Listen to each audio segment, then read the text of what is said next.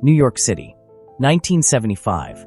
Outside a liquor store in Hell's Kitchen, a 29-year-old man stands with his dog, a bull mastiff named Butkus. His best friend, maybe his only friend. A stranger offers him $25 for the dog. The man needs the money. Desperately. He's broke. Evicted. His pregnant wife is living with relatives. He has $106 in his bank account. That's it. He takes the $25, hands over the leash, and walks away crying. His name is Sylvester Stallone, and he just sold the thing he loved most in the world because he had no other choice. This is not a story about an overnight success. This is a story about a man who refused to quit even when quitting was the only logical choice. This is about writing a screenplay in 3.5 days that studios wanted to buy for hundreds of thousands of dollars, and turning them down because he believed in himself more than they believed in him. This is about selling your dog for $25, then buying him back for $15,000. This is the full Rocky story, the real one, and it's more inspiring than the movie. Sylvester Stallone was born in 1946 in New York City. Birth complications left him with partial paralysis of his face, giving him his distinctive slurred speech and drooping eyelid. Kids made fun of him, called him Sylvia, beat him up. He grew up fighting, not because he wanted to, but because he had to survive. He wanted to be an actor. Moved to New York in the early 1970s with dreams of making it, but nobody wanted him. The face, the speech, the Italian look that didn't fit Hollywood's leading man mold. He got tiny roles, background parts, a thug here, a subway mugger there. In The Lords of Flatbush, he had a small supporting role. It paid almost nothing. By 1975, Sylvester, who went by Sly, was 29 years old, 9 years into trying to make it as an actor. And he was broke. Not Hollywood broke. Actually broke. He'd been evicted from his apartment for not paying rent. His wife, Sasha, was pregnant. They were sleeping on relatives' couches. He had $106 in his bank account. And he had Butkus, a massive bull mastiff he'd bought as a puppy. His companion, the one thing that never judged him, never gave up on him. Then came the moment that would haunt him for years. He needed money. For food. For his wife. For survival. Someone outside a liquor store offered him $25 for Butkus. Sly stood there, looked at his dog, knew what he had to do. He took the money, handed over the leash, and walked away. "I cried all the way home," he later said. "I felt like I'd hit absolute rock bottom. I'd sold my best friend. What kind of man does that?" March 24th, 1975. Sly is flipping through channels. Depressed. Broke. Missing his dog. He stops on a boxing match. Muhammad Ali versus Chuck Wepner. The Bayonne Bleeder. A journeyman boxer. A nobody.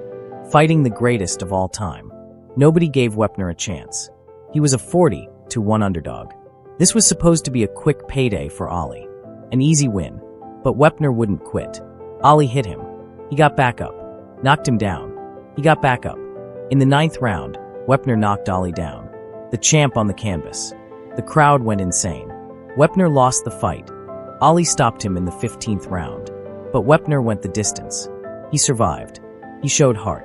Sly watched this nobody fighter refuse to quit against impossible odds. And something clicked. That's a movie. That's a story. The underdog who gets one shot and gives everything he has.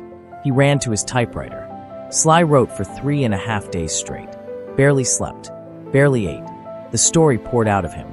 A small-time boxer named Rocky Balboa, working as a debt collector for a loan shark, living in a tiny apartment in Philadelphia. Nobody believes in him, except maybe Adrian, a shy girl who works at the pet store. Then he gets a shot. The heavyweight champion needs an opponent. A publicity stunt. They pick Rocky because of his nickname, the Italian Stallion. Everyone expects Rocky to get destroyed in 2 rounds. But Rocky doesn't care about winning. He just wants to go the distance. To prove he's not just another bum from the neighborhood. The script wasn't just about boxing. It was about dignity.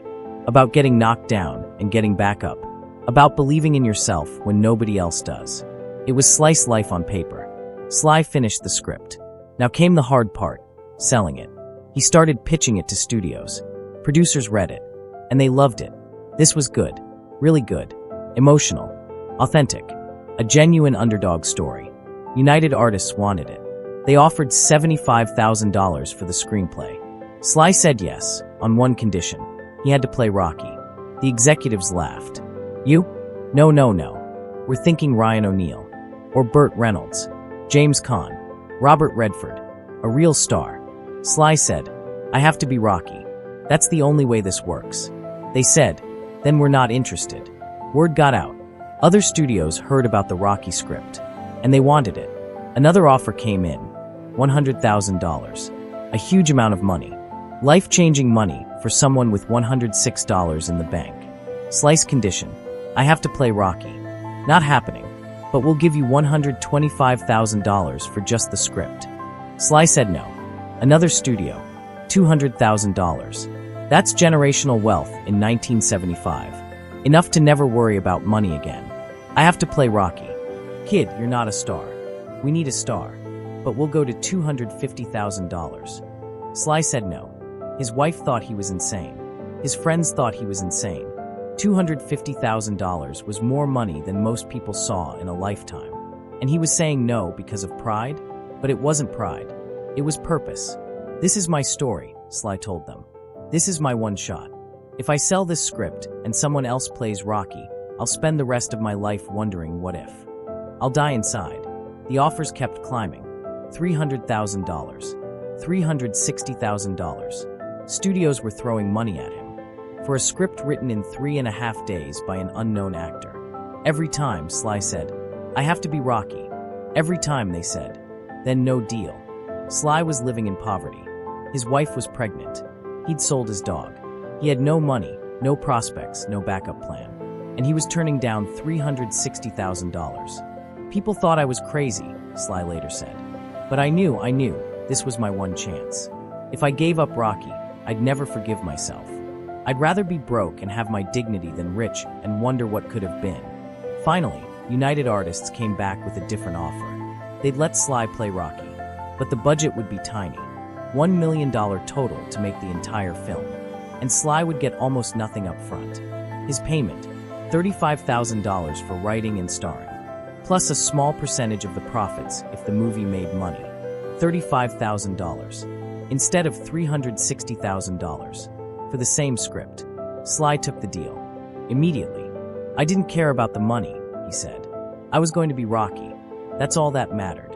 United Artists gave them 28 days to shoot the entire film. $1 million budget, nothing by Hollywood standards. John Avildsen directed. Talia Shire played Adrian. Burgess Meredith as Mickey. Carl Weathers as Apollo Creed. They shot in Philadelphia in winter.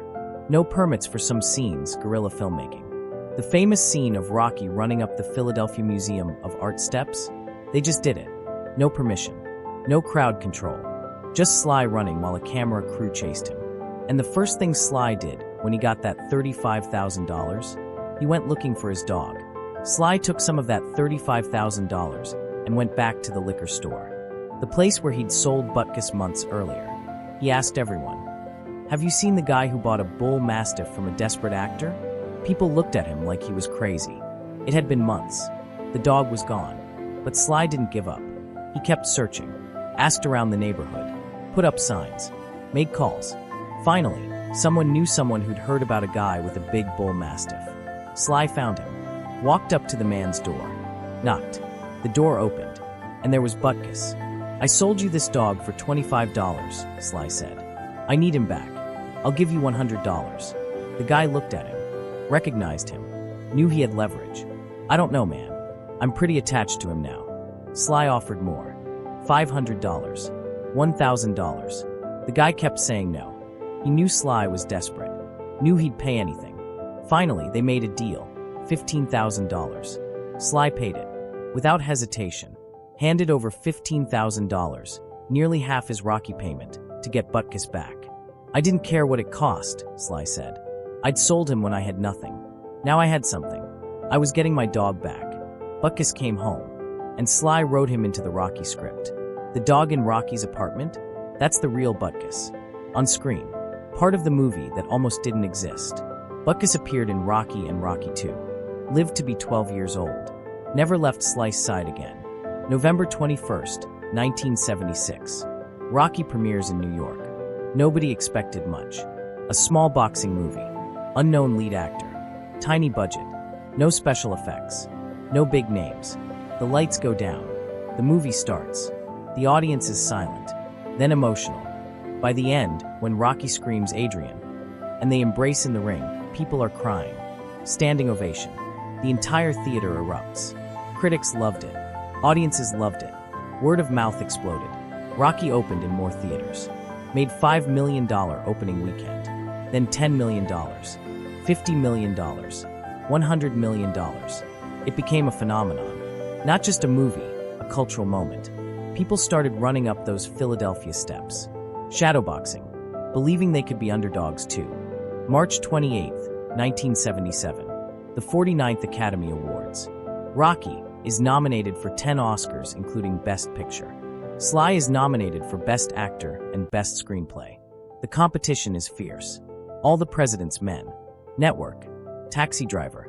Serious dramas from major directors. And then they announce Best Picture. Rocky. The scrappy underdog film made for $1 million beats everything. Proves that heart matters more than budget. That believing in yourself can change everything. Sly didn't win Best Actor or Screenplay, but he didn't need to. Rocky won. His vision won. His refusal to give up won. Rocky made $225 million worldwide, against a $1 million budget. One of the most profitable films ever made. Sly became a star. Made Rocky 2, 3, 4V. Then the Creed films decades later. The franchise has made over $1.7 billion. But more than the money, more than the fame, Rocky became a symbol. The statue outside the Philadelphia Museum of Art. People from around the world visit it. Run those steps. Take pictures with arms raised, just like Rocky. Because Rocky isn't just a movie character. Rocky is every person who's been counted out. Told they're not good enough.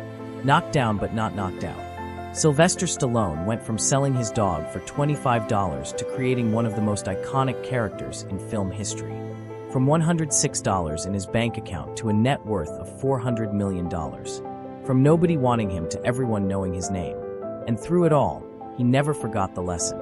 I'm not the richest, smartest, or most talented person in the world.